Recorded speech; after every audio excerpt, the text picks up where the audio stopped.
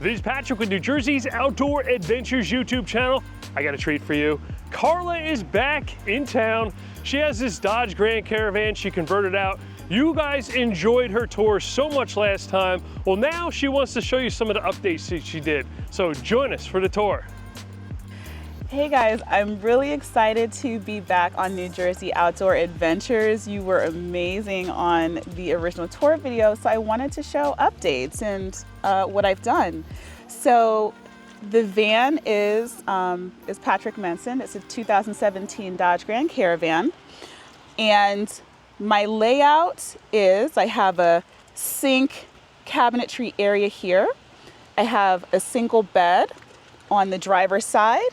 And in the back of the van, I have two more shelves that house garage storage, kitchen supplies, and my toiletry supplies, and some arts and crafts. So now we're gonna hop inside and I wanna show you just some of the updates and some of the details that I have made.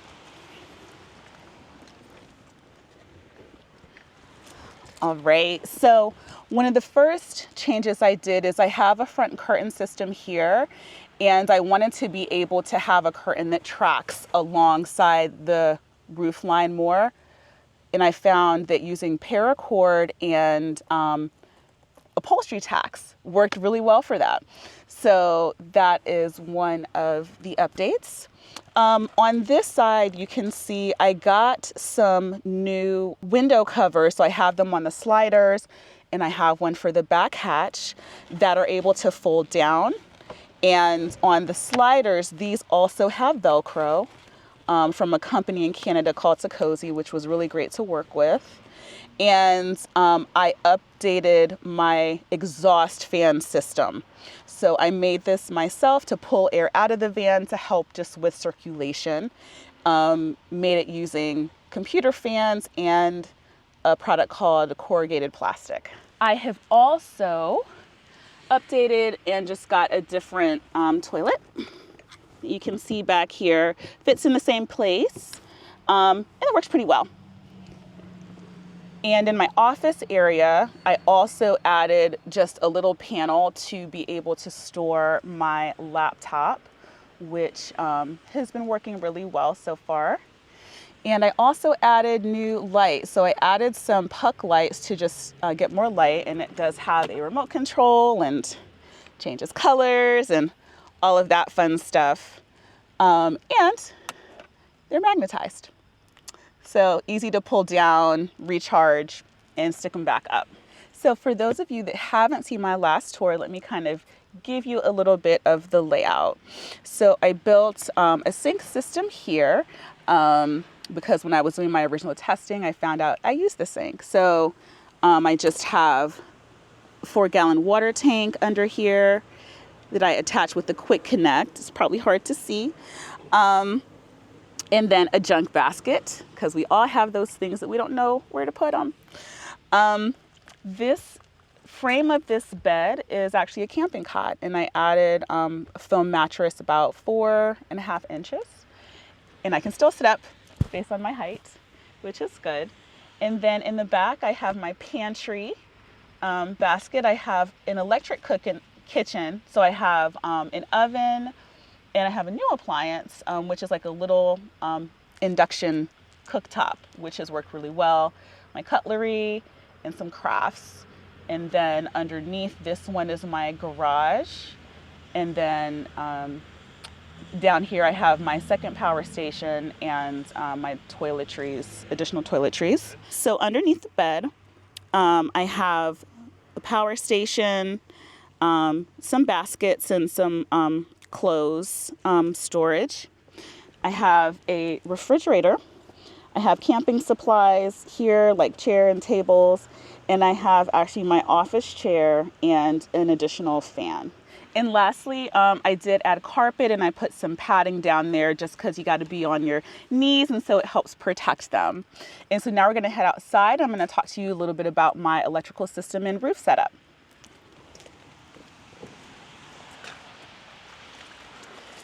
All right, so I have 200 watts of solar on the roof, And for my electrical system, I'm using 2 EcoFlows that are all-in-one power stations. So I have a solar panel connected to each one. And if you can see, this is still a no-build build. So I didn't want to cut any holes. All of my seats are still here under the floor. And I can still easily return this van back to stock. So I was able to run the wires down the channel and in through the bottom of the van, and it helps. I have had no leaking issues. And so I have both my solar and my AC plugged in, and I'm going to show you where that goes and how that gets powered in a little bit when we go to the other side of the van. And then on this side, this is my storage crate. So I have my garage supplies in here, things like screens and extra sink and cables and AC plugs and those types of fun things. So because I also work from the road, I have a signal booster, and it rides on the rail of the roof rack, but in order to get extra height and to improve the signal, I modified a ram mount to be able to get some extra height on my signal booster, which is really fun. This van comes with stock crossbars. Because I wanted to have flexible options, I added a flat rack to the roof. And so again, nothing has been drilled or screwed. I can remove this. And I also made a DIY wind fairing, which is designed to help cut down wind drag, just because now there's extra stuff up here, using the same corrugated plastic that I used to create my, my exhaust fan. So really fun project. So now we're going to show you the other side. So as you can see, I have some additional items stored here. I have a moonshade awning. And then if you see under here, one of those plugs is plugged into this inverter. That's a Renogy 1000-watt inverter. And I have an additional little plug. And the purpose of that is so I can charge my power stations while I'm driving.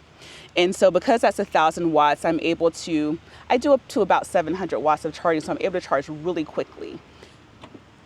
And with Renogy, there is a switch that I can turn on. So I have both the original Renogy switch and that same white block that you saw. I have a secondary remote control that I can turn that on separately as well.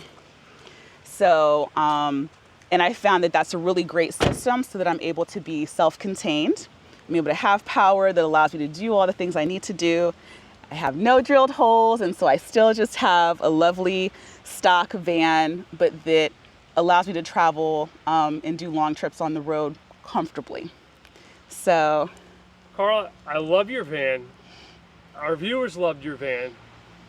And it's been 1.5 years. Yeah.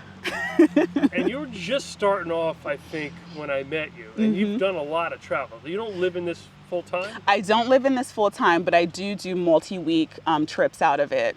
You've been out on the road for a while. I think we chatted a few weeks ago. Yeah. You were out and about and doing all your stuff. Yeah, I've been out for a month this trip, so it's been great. I got to test some of the upgrades, and these are really fun. I absolutely love it. I absolutely love it. And just being able to continue to learn what you need, how you use the space.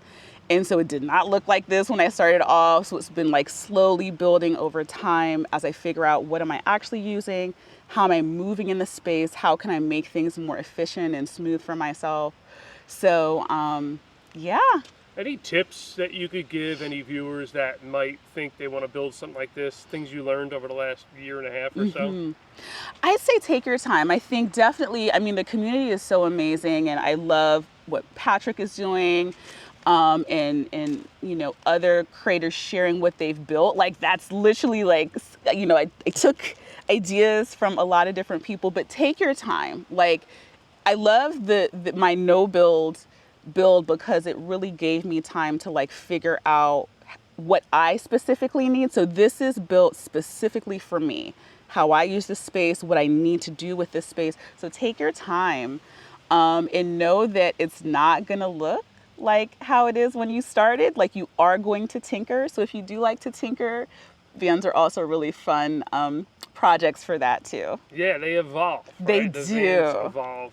And what I like with the no build is that if you decided you wanted to trade this van in, you could take all your stuff out, put it all back to normal, get a whole new van, and be back on the road. Yes. Now, a lot of people commented in the last video about budget, right? Because overall cost is set aside the van, because the van's prices are going to vary quite a bit. But, you know, for all this stuff on the inside, you know, is it a $5,000, $10,000, $15,000, $20,000? Yeah. Where do you start and where do you end? That's a good point. I feel like mine's fairly budget friendly. Again, my bed base is a camping cot. It's an original. It has been here since the beginning. I'm a crafter, so I, you know, made a lot of the sewing things, and that spoke to my strengths and kind of what I'm into. But really, I work from the road, so I needed some more power. But like, if you don't need a lot of power, like, you can save money. So I would say maybe 1,000, maybe 2. There you go. And we have to go back and we have to look at the sink, because you know what happened. Everybody had a comment about that sink. Yeah. They want to see it working. Can we do that? Absolutely. All right. Absolutely. Over there. Yeah. So this is an oil drain pan, and so I just pop this, turn on my USB faucet, and there you go. And when you're washing your hands, you just gotta be careful. Don't splash all up all over everything. Right. And so this is not the sink that you can like leave your dishes in or things like that, which is good. And what I think what a lot of people didn't understand last time was that it doesn't go anywhere. It goes into the container itself. And then I just carry this out and dump it. This is hollow, and this is just the spot where the water splashes through. Exactly. So you just carry that I just carry it out, empty it, and then I'm good to go. And the toilet is similar idea? The toilet is a box too. It is a separating toilet, so it has a separate catchment for the urine container and separate catchment in the back. And then you just, you know, you dump responsibly for that, and, you know, you bag up and, you know, dispose of in appropriate places. And that's really simple. It's easy to clean. It's self-contained. So if there was an overspill or a leak, it's going to be inside the container. So no mess is going to happen on the floor, which is great when we're in these little mini rolling earthquakes that are moving. So we need to kind of make sure that our things are secured in place. Bungee cords are your friends, and zip ties. And Carla's my friend. Well, thanks for giving us an updated tour. Sorry about the weather. This is a little misty rain here, but we did it. We did. I'll put a link in the description if Carla lets me, so the viewers could pop along to follow her journeys online. This is Patrick in New Jersey's Outdoor Adventures YouTube channel. Thanks for joining us. Thanks.